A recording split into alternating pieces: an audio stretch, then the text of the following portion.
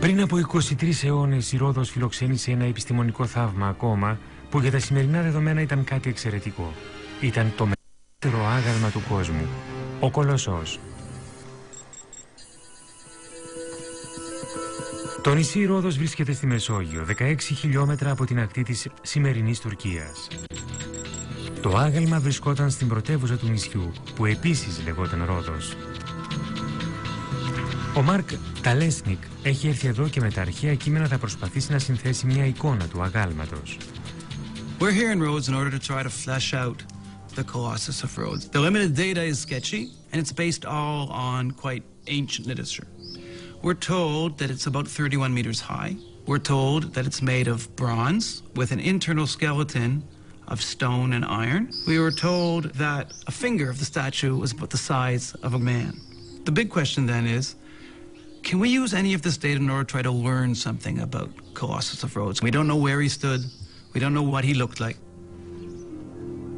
Ο αρχαιολόγος Μανώλης Στεφανάκης λέει στον Μάρκο ότι ο Κολοσσός έγινε από τους νησιώτες για να γιορτάσουν μια μεγάλη νίκη.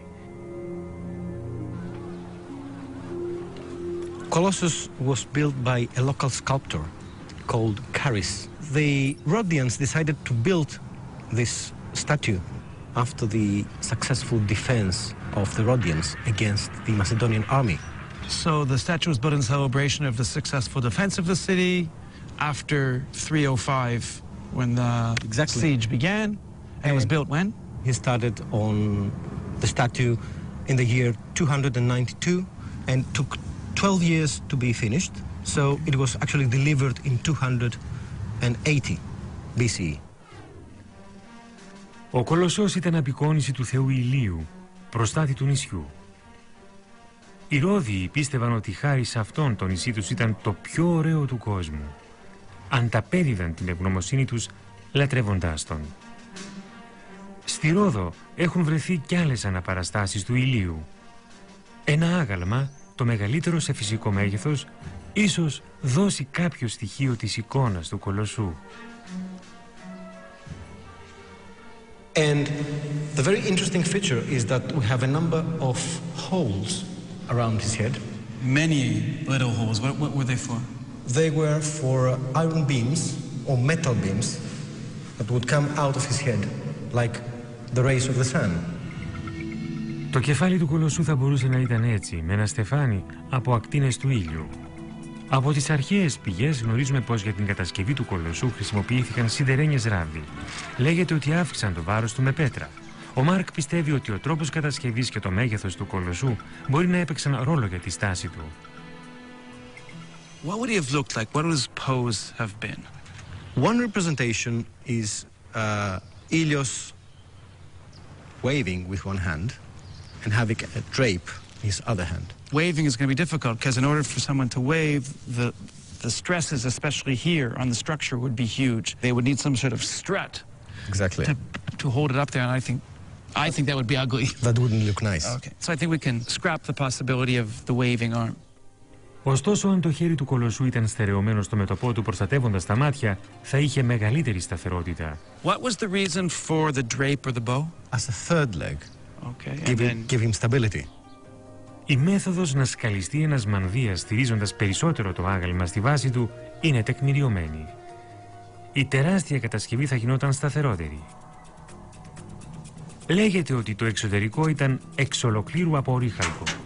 Ο Μανώλης πάει με τον Μάρκ σε ένα χυτήριο μετάλλου που χρονολογείται από την εποχή του Κολοσσού. Αποδεικνύεται ότι εδώ υπήρξε η τεχνολογία κατασκευής του αγάλματος. We have in this specific area 7 kilns of this type. So we know that this is the neighborhood of the bronzesmiths. This is very important because we're saying that Colossus was cast from bronze. How big of a statue could be done here? Well, the maximum height of a statue built in this kiln would be about 10 meters. Σε αυτό το χυτήριο μπορούσαν να παραχθούν κομμάτια ορύχαλκου μήκους μέχρι 15 μέτρα που κατόπιν τα συναρμολογούσαν για να κατασκευαστεί ένα άγαλμα. Και ο Κολοσσός κατασκευάστηκε σε τμήματα με ορυχάλκινα ελάσματα, στερεωμένα στο εσωτερικό του αγάλματος. Αυτό το σχέδιο με τις ενώσεις έδινε ελαστικότητα και σήμαινε αντοχή στους δυνατούς ανέμους. How big of a kiln would we need to do Colossus? I think we are looking for a kiln at least 3 times the size of this one. Have you found anything like that yet? No, we didn't have any luck so far. Ο Μάρκ βρήκε πώς έμοιαζε ο Κολοσσός και είναι φανερό ότι οι Ρώδιοι είχαν την τεχνολογία για να τον κατασκευάσουν. Αλλά αυτό δεν τον βοηθάει για να εντοπίσει την τοποθεσία. Παραδοσιακές απεικονίσεις του αγάλματος, σαν αυτήν την γραβούρα του 16ου αιώνα, δείχνουν τον Κολοσσό στο λιμάνι να στέκεται με τα πόδια του ανοιχτά, επιτρέποντας τα πλοία να περάσουν ανάμεσα. Όμως υπάρχει ένα πρόβλημα. Λέγεται ότι για να γίνει η κατασκευή χρειάστηκαν 12 χρόνια. Αν τοποθετήθηκε εδώ, θα έπρεπε να κλείσει το λιμάνι που ήταν ζωτικής σημασίας για τους νησιώτες. What would the harbor have looked like, let's say, 2,500 years ago? Well, this is the major military harbor of Rhodes. They would have to block the whole entrance of the military harbor, which is the most important harbor of the city at that time. For 12 years. For 12 years. Οι κατασκευαστές του αγάλματος έζησαν σε περίοδο πολέμου. Έφτιαξαν τον Κολοσσό έπειτα από μια σπουδαία νίκη. Είχαν σωθεί ύστερα από μια σκληρή ναυμαχία. So based on the discussions we've had now, the whole idea of the Colossus being astride the harbor, at least at this point in time, we can cross that one off the list? It's totally fictitious. Okay. It comes from medieval romanticism, basically. Συνδυάζοντας αυτό το επιχείρημα με τις αρχαίες πηγές που αναφέρουν ότι το άγαλμα έπεσε σε έδαφος, είναι φανερό ότι η εικόνα του Κολοσσού στο λιμάνι με τα πόδια ανοιχτά δεν είναι τίποτα άλλο από μια αναγεννησιακή φαντασία. Κάποιοι αρχαιολόγοι πιστεύουν ότι βρισκόταν εκεί που σήμερα υπάρχει το κάστρο του Αγίου Νικολάου. Το κάστρο χρονολογείται από το 15ο αιώνα, όμως κάποιες πέτρες του ίσως προέρχονται από την εποχή του Κολοσσού. We have some evidence, some elements coming from earlier buildings, like this kind of stones or the steps here. Besides this, we have quite a few balls, like this one. The cannonballs? Actually, they're catapult balls. Sorry, okay. And they were shot in or shot out? They were shot in by the Macedonians. Αυτές οι μπάλες καταπέλτη χρονολογούνται από τη Μεγάλη Νικηφόρα Ναυμαχία. Τότε αυτή η τοποθεσία ήταν υποκατοχή. Επίσης, το κάστρο βρισκόταν στην προεξοχή ενός σκληρού βράχου. Αυτή η βάση θα ήταν ιδανική για θεμέλια. What are the pros and cons for Colossus being constructed, let's say, close by in this area? To be honest, I don't see any pros in this theory. The improbability of having such a huge statue at the entrance of the military port. If you want my opinion, I would never build a statue like that here.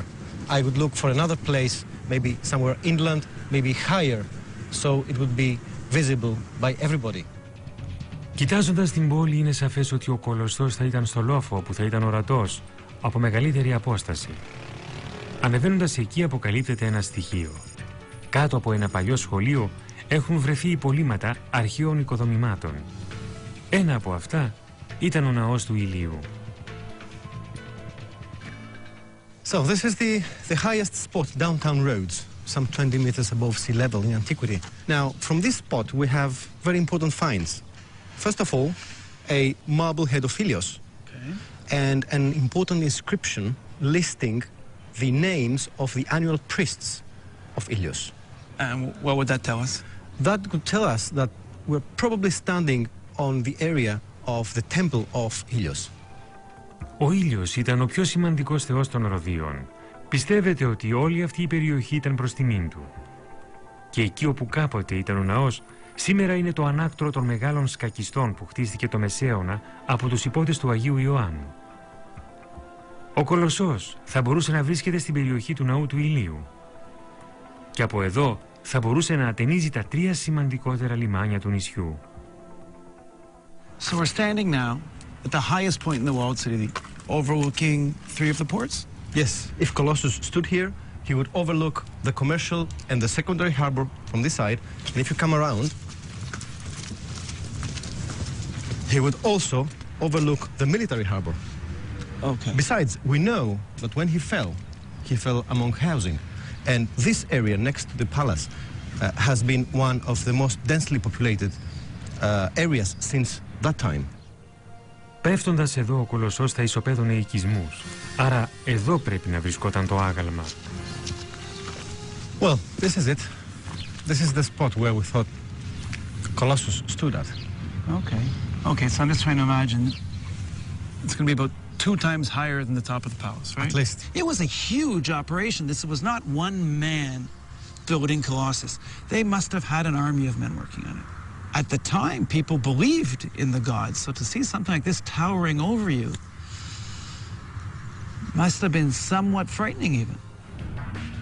33 μέτρα ορίχαλκου από σίδερο και πέτρα. Ο Κολοσσός ήταν τόσο μεγάλος που λέγεται ότι τα δάχτυλά του ήταν όσο ένας άνθρωπος. Χρειάστηκαν 12 χρόνια για να κατασκευαστεί και τελείωσε το 282 π.Χ.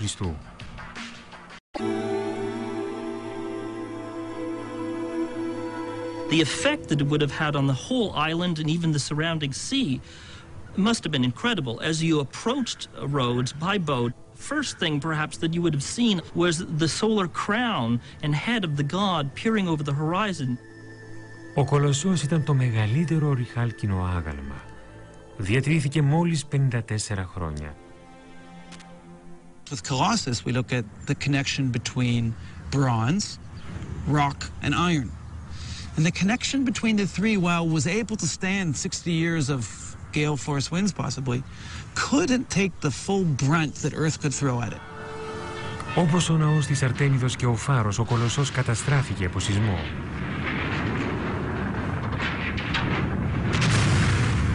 Δεν αναστηλώθηκε διότι σύμφωνα με ένα χρησμό θα έπλητε μεγάλη συμφορά τη Ρόδο.